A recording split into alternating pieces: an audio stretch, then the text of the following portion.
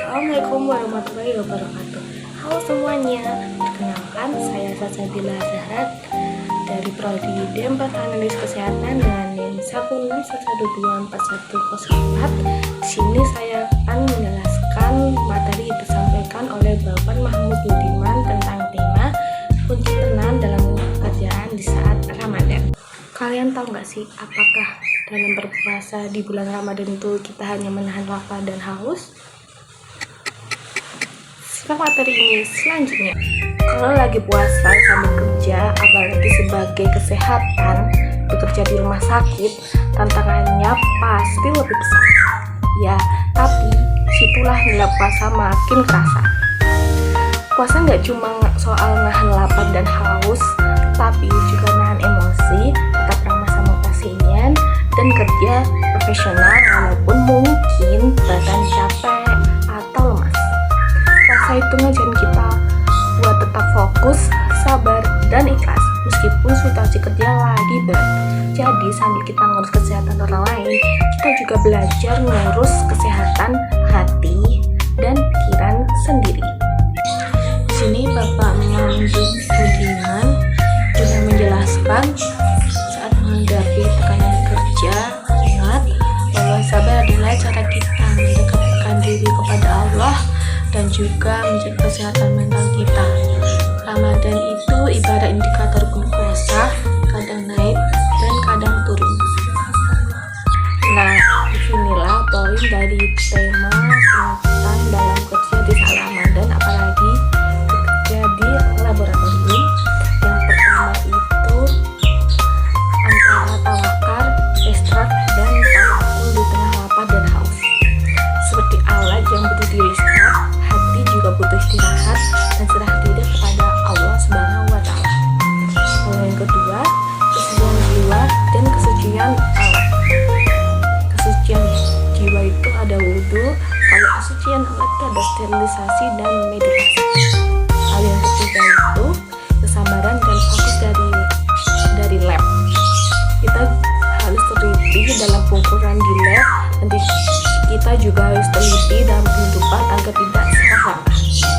Lalu yang keempat, melihat detail yang terlupakan, seperti bakteri yang terlihat di mikroskop, bisa kecil hingga sering kita tidak sadari.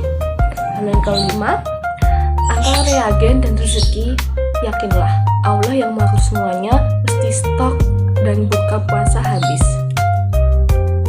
Lalu jangan takut kehabisan, karena yang berisi rezeki itu bukan alat laboratorium, tapi Allah Subhanahu wa Ta'ala. Nah, itulah materi yang saya ringkas dari pemaparan materi Bapak Mahmud Budiman.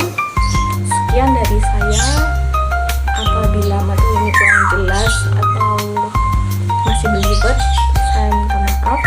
Assalamualaikum warahmatullahi wabarakatuh. Ini beberapa materi yang saya rangkum, lalu saya bentuk dalam PPT agar lebih jelas.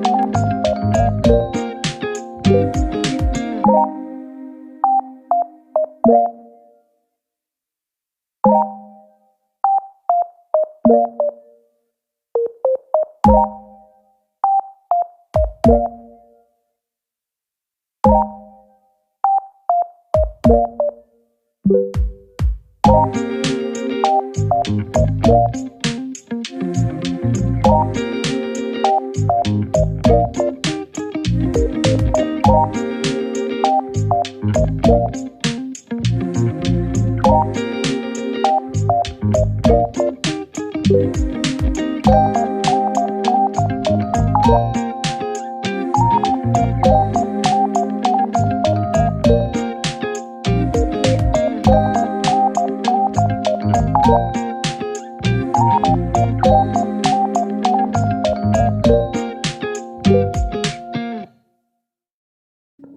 kasih, semoga materi ini bermanfaat.